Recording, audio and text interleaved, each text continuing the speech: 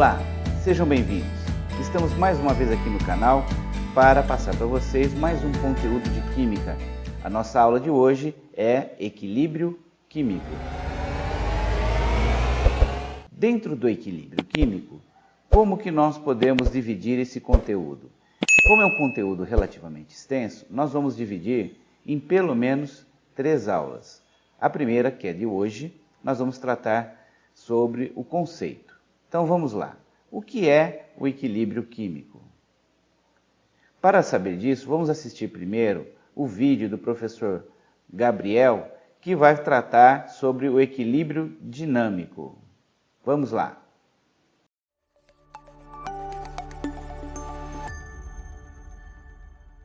Quer entender melhor sobre um equilíbrio químico? Basicamente, você tem que compreender 2 fundamentos. Primeiro fundamento, o que é um equilíbrio dinâmico. Segundo fundamento, o que é uma reação reversível. Vamos primeiro para o primeiro tópico. O primeiro tópico, um equilíbrio dinâmico. Quando eu falo equilíbrio dinâmico, muitos de vocês pensam numa ideia de uma balança. A balança é um equilíbrio estático. Imagina eu tenho uma balança e agora eu vou colocar ela em situação de desequilíbrio. Como? Eu coloco um peso em um dos pratos dessa balança.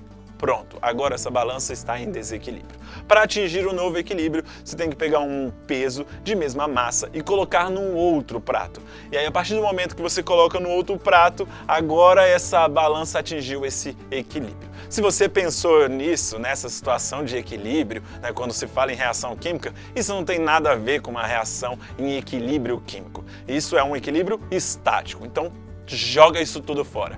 Uma reação química em equilíbrio químico forma um equilíbrio dinâmico. As taxas não param e elas se igualam. O seguinte, vamos imaginar uma situação. Imagina eu tenho 2 baldes inicialmente vazios. Completo um desses baldes com água. Tudo bem? Vou colocar a quantidade de água desses 2 baldes. É claro que só um tem água por enquanto, mas eu vou colocar a quantidade de água em 2 baldes em equilíbrio dinâmico. Para isso, eu vou pegar 2 copos iguais. Ao pegar 2 copos iguais, eu mergulho esses 2 copos nos baldes. Vou estar enchendo só um desses copos, né? O outro ainda não tem nada, o outro tem ar, né? Bem, quando eu jogo para o outro balde a quantidade desse copo, você vai perceber que em um balde vai diminuir a quantidade de água, enquanto no outro vai aumentando a quantidade de água. E vou repetindo isso várias vezes. Bem, vai chegar um momento que a quantidade de água desses 2 baldes vai permanecer constante. Por que isso aconteceu? Perceba que esse processo ocorre porque a quantidade de água que está sendo transportada é que é a mesma. A quantidade de água que tem num copo vai ser igual à quantidade de água que tem no outro copo, que não significa que a quantidade de água dos 2 baldes tem que ser igual. Não, não é isso. E sim a quantidade de água que está sendo transportada. Perceba que esse processo não para e a quantidade de água que permanece nos 2 baldes permanece constante. Ou seja, aí sim é um equilíbrio dinâmico. O equilíbrio dinâmico ocorre quando tem igualdade nas taxas, e não é na quantidade do balde inicial ou final, e sim nas taxas. A quantidade de água que tem nos 2 copos é a mesma, então logo isso é um equilíbrio dinâmico. Tudo bem? Então você entendeu agora o primeiro fundamento, que é equilíbrio dinâmico. Agora você tem que entender o segundo, uma reversibilidade. O que é uma reação reversível? Uma reação reversível é quando eu tenho um reagente que forma um produto e o produto que forma um reagente. Vamos pensar aqui em um exemplo. Síntese da amônia. Na reação de síntese da amônia, eu tenho um N2 gasoso que reage com 3 H2 gasosos e formando 2 moléculas de NH3. Bem, essa reação é reversível. Isso significa que em um determinado momento, esses 2 NH3 podem se encontrar, se colidir e voltar a formar o que antes era o estado inicial. Uma molécula de N2 e 3 moléculas de H2. Simples assim. Então, uma reação reversível é quando os reagentes formam os produtos e os produtos formam os reagentes. Tudo bem? Esse é o segundo fundamento. Agora a gente vai juntar esses 2. Como é que vai ser um equilíbrio químico se tem que ser um equilíbrio dinâmico junto com uma reação reversível? Bem, vamos imaginar primeiro uma situação. Eu tenho um sistema, um recipiente só com moléculas de N2 e H2. E eles estão se movimentando. E eles se colidem entre si. E colide com a parede do recipiente. Beleza. Por mais que eles se colidam, por que não está acontecendo uma reação química? Porque não tem energia necessária ainda. Toda reação química não precisa somente dos reagentes. Precisa dos reagentes e uma energia mínima para a reação acontecer, chamada de energia de ativação. Bem, em um determinado instante é aplicada uma quantidade de energia necessária para a reação acontecer. No início dessa reação, é claro, não tem NH3 para ser consumido. Então o que vai ser formado? A reação do N2 colidindo com 3H2 formando 2NH3. Perceba que a taxa de formação de NH3 no início é muito maior do que a taxa de consumo de NH3 porque tem poucas moléculas de NH3 no início do sistema. A partir do momento que a quantidade de NH3 vem aumentando, ou seja, o consumo de N2 e H2 inicialmente vai aumentando, vou formando mais NH3 e você começa a reparar que tem um aumento na taxa do consumo do NH3. Quando que a reação atinge o equilíbrio químico? Quando num determinado instante a quantidade que está sendo consumida de N2 e H2 está sendo reposta porque eu tenho 2NH3 sendo consumido.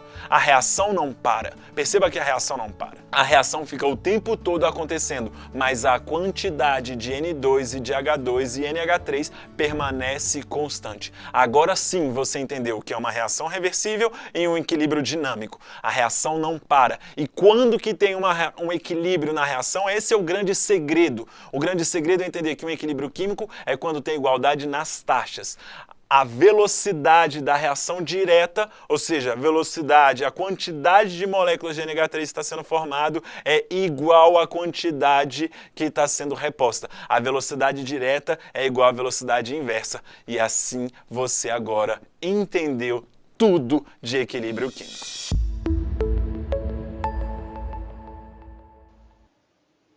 Agora, então, depois de sabermos aí a ideia do equilíbrio químico, vamos dar uma olhadinha de como se representa o equilíbrio químico na forma de uma equação. Olha lá, nós temos A e B considerados reagentes, o C e D produtos.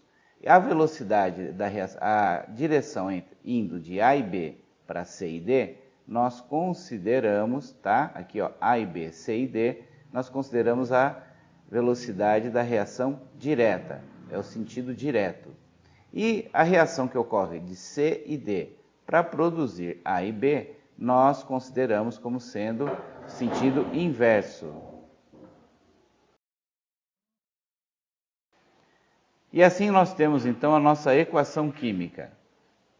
Na sequência, nós vamos ver então os gráficos que descrevem bem essa equação. Graficamente, nós podemos falar sobre o processo da variação de concentração tanto dos reagentes quanto dos produtos ao longo do tempo, como a velocidade. Então vamos lá, a concentração. Nós temos aqui na concentração, no eixo dos y, a concentração, do x, o tempo. No início, nós temos aqui os reagentes e os produtos. Reagentes nós temos bastante, produto nenhum, ok? A reação começa a ocorrer, os reagentes vão diminuindo a quantidade, na sequência também os produtos vão formando. Uma vez que vai se formando produto, vai consumindo reagente, as reações vão acontecendo simultaneamente até que chega num ponto que a quantidade de reagente e produto não se altera mais, pois as velocidades da reação continuam as mesmas, que é o que nós vamos ver agora a seguir.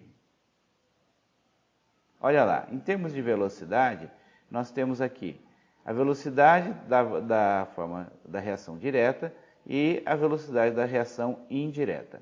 No início, o máximo da velocidade, porque só temos reagente. No início, a velocidade inversa é zero, porque não tem produto. À medida que os reagentes vão reagindo, a quantidade de reagente diminui, a velocidade também. E à medida que vai formando produtos, nós temos aqui um aumento da velocidade, até que ambas as velocidades se igualam e aí estabelece-se o equilíbrio.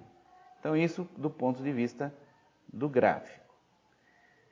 Aí o que acontece? Essa equação, que se acontece ela indefinidamente, é um equilíbrio dinâmico, como nós já vimos, pode ser influenciada.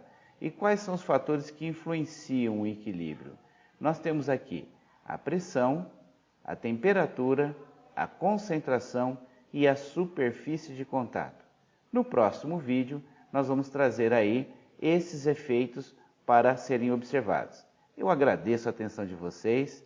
Tamo junto. Beleza?